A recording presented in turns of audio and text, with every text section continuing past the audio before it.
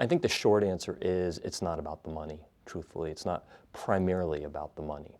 Cost of capital always helps, but if it were about the money, we'd see projects coming to close. In the sense that if these projects were really structured in such a way that they were able to attract capital, they were structured in such a way that investors would want to put their money in there, then the money would flow.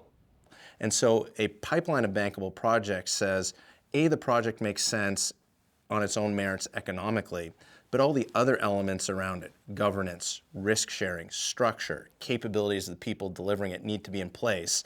And all too often, a lot of those elements get lost in the discussion, and there's too much focus on the economic part of it. There's a lot of investment flowing in the infrastructure, but there are a few things missing. One, a lot of this money is going to buy existing assets because there is a certain aversion to new greenfield asset because there's a perception of risk that still need to go away. So 80 to 90% of those billions are actually going to brownfield and existing assets. And the last thing is to develop a benchmark for infrastructure, depending on the strategy. And because people don't have a benchmark, they don't know how to explain to their investment committee how infrastructure behaves.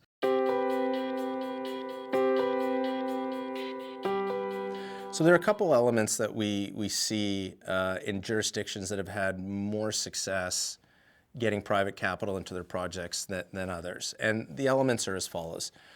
The first one is that there is typically an organization inside government which is staffed with people who are skilled in structuring and delivering these projects. I'm a Canadian, and in Canada, the reference case for this is Infrastructure Ontario. It is a dedicated government agency that has people experienced in structuring large, complicated infrastructure projects. But that agency has a couple other characteristics. Firstly is it tends to have independence from the bureaucratic and political forces in government. The second is that there's a well-reasoned process to go about putting projects together. The third element of getting bankable plans is once you've gone through that process, there's a very clear set of rules for how procurement will take place, how financing will take place, how money will change hands, and those rules are generally quite firm and stable over time. I think the very first one is focusing on their ability to prepare a project properly and show the private sector they've been thinking about it and have their project preparation in right order.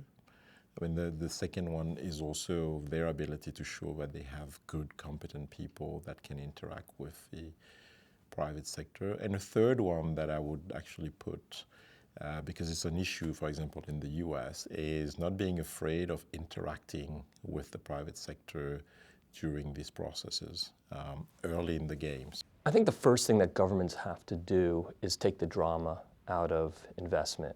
So infrastructure is one of those sectors where acquisitions, mergers, bankruptcies, you don't want any of that. Right? The investors have to live with those assets, have to live with those governments, live with those consumers for long periods of time. Investors want some predictability. They want reliability. They want regulations to function. They want to know that they're basically going to be able to repatriate their capital, that they're going to get the returns that they expect.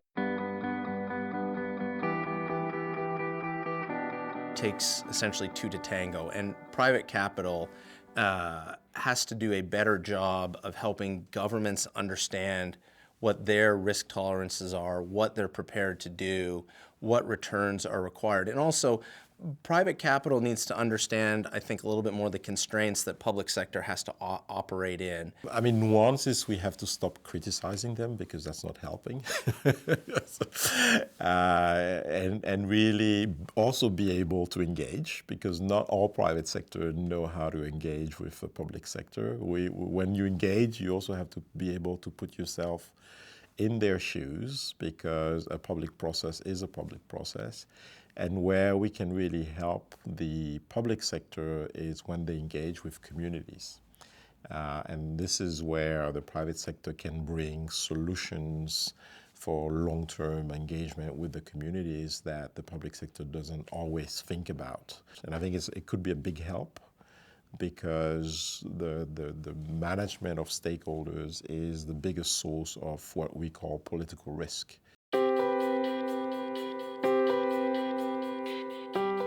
I think inevitably we are going to see a greater diversity of financial sources moving into infrastructure.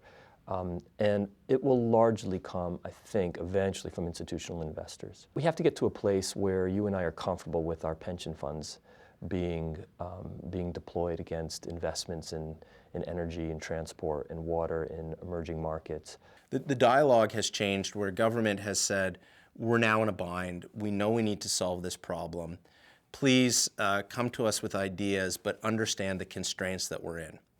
Capital has said to government, we're prepared to try to help you understand what is required, but do recognize that we're private capital, we have global mobility, we can go anywhere we want. So you, government, have to understand that and work with us. I actually think what we need to do is be a little bit courageous and have some governments say, I'm prepared to try to bend the rules and do some pilot projects, and have some private capital say, I'm prepared to experiment with government and make this a success, and show people that things can be done faster, they can be done more innovatively, they can be done cheaper.